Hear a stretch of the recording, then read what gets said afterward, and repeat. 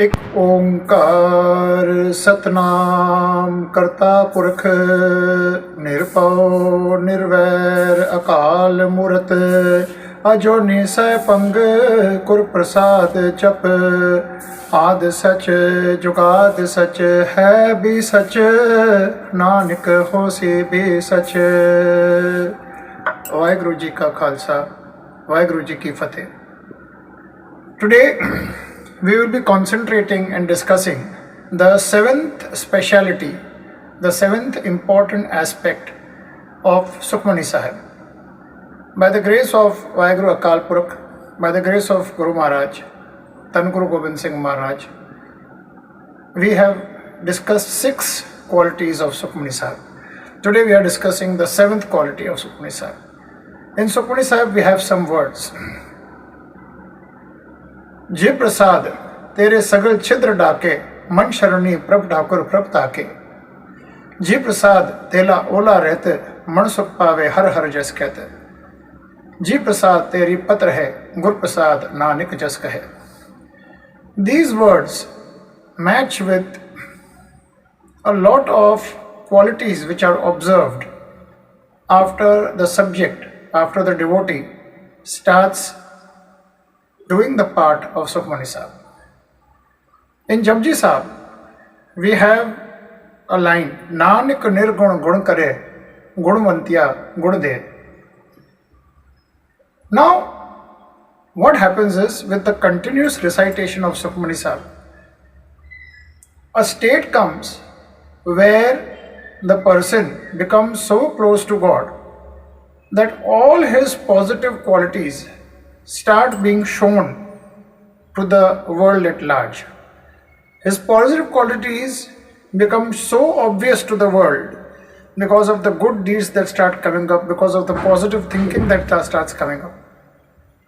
As a result of which, these qualities overshadow the negative qualities of that person. जी प्रसाद तेरे सगल छिद्र डाके मन शरणी प्रभ ठाकुर प्रभ ताके. Now, what happens is, all these qualities, these negative qualities, get overshadowed by the person. The subject, by way of internal engineering, re-engineering inside, he becomes so high and so refined that automatically all the bad deeds which he has been doing, all the bad characteristics, the bad habits which he has been indulging in, that start reducing. This is an aspect of the quality of Sukhmani Sahib. I will give you an example of a person who was a chain drinker. A saint Mahapurush suggested to him that he should do a lot of Japji Sahib. He gave him a seva that he should do 200 parts of Japji Sahib, because this person who was a chain drinker, when he met a saint, he started requesting the saint to come to his home. The saint closed his eyes and he saw that according to his past karmas, this man was prone to a lot of anger. And what happens is, when the 5 indriyas, Kam, Krodh, Lobh, Moh, Ahankar, Kam, Krodh, Lobh, Moh, Ahankar, the 5 vices, the 5 vices, not indriyas, the 5 vices, when they are to be held in proportion, if there is no reproductive cycle, there will not be creation. However, if Kam is misused, it can result in a lot of bad activity. It can result in excess lust. It can result in a lot of exploitation of the female race. Krodh is there. If the krodh is well founded, if the krodh is well founded on a particular foundation, it will result in the evolution of a dharma yudh, in the evolution of righteousness. For example, in the Bhagavad Gita, Shri Krishna says, Athachetitvam imam dharmyam sangramam na karisyase tatasva dharma kirtam cha hetva papam vapasyase.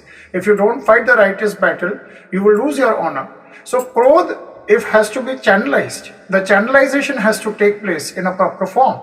The krodh can be the anger, krodh. It can be manifested by a street side gunda who can use it for extortion. But the same anger, if channelized properly, can be manifested by a police officer. It can be manifested by an army officer. It can be manifested by a judge. And krodh, if it's not in proportion, can result in very bad decision making. And if it is out of proportion, the decision making goes awry, goes afray. And the same anger, which if channelized properly, which has resulted in a lot of positive things in the world, can destroy the world. It can result in an unnecessary war. It can result in unnecessary decisions. It can result in family feuds. It can result in divorces. So even krodh has to be managed in a proper proportion. Lobh, greed. Greed is necessary for survival. If you don't have the required required level of greed, that greed will, if not there, will not be able to be used for your family's subsistence. So that level of greed is necessary, to which a person is supposed to feed his children. He's supposed to feed the guests. He's supposed to feed the people and fulfill his obligations. He's supposed to pay the light bills. He's supposed to pay the telephone bills. To that extent, greed is necessary. But a greed which is excess can result in crime. A greed which is excess can result in inequality of income. A greed which is in excess can result in fights within the family on monetary matters. So even greed has to be controlled. Moh is attraction, infatuation. Every person has a duty towards his parents. Every person has a duty towards his children. Every person has a duty towards his spouse. Every person has a duty towards the society.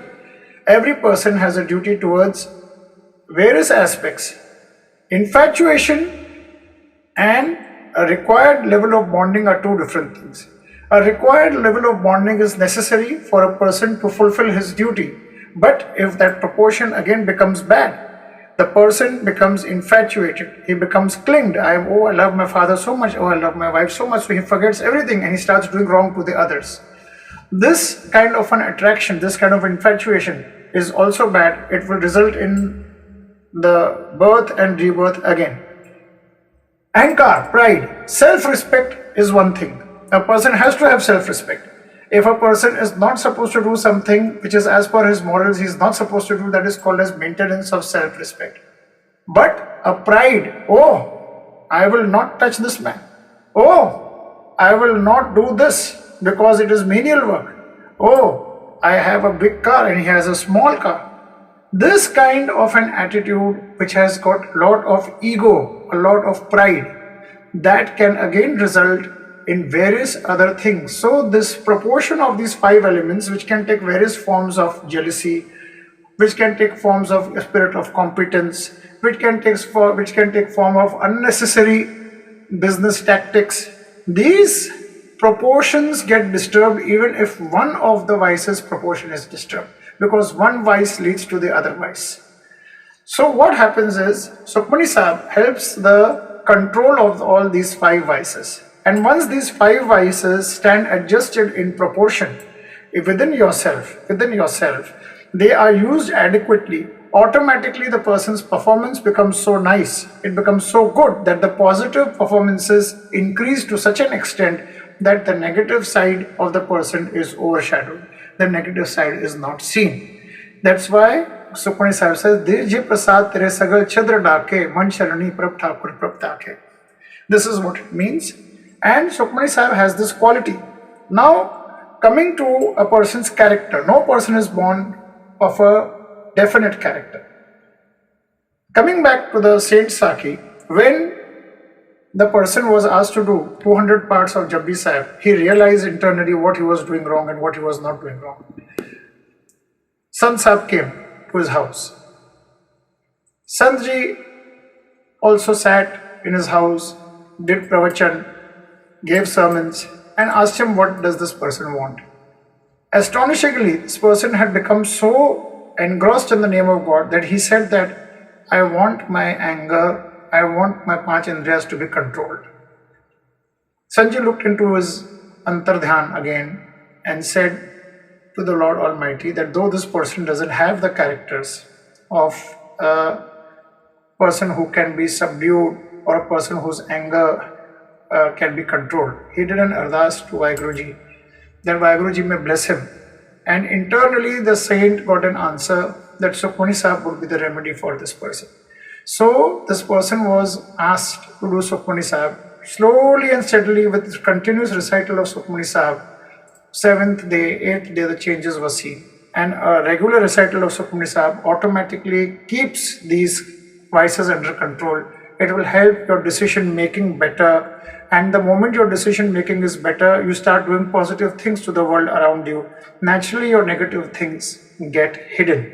Apart from the miraculous aspect, your negative things are seen less, because the positive vibrations that you create around you that attract various spiritual energies which are around you, including in some cases Guru Maharaj himself, who have influence on the others, who are attracted by your positive qualities, and your negative qualities get hidden. Ji Prasad Tere Sagal Chidra Dake.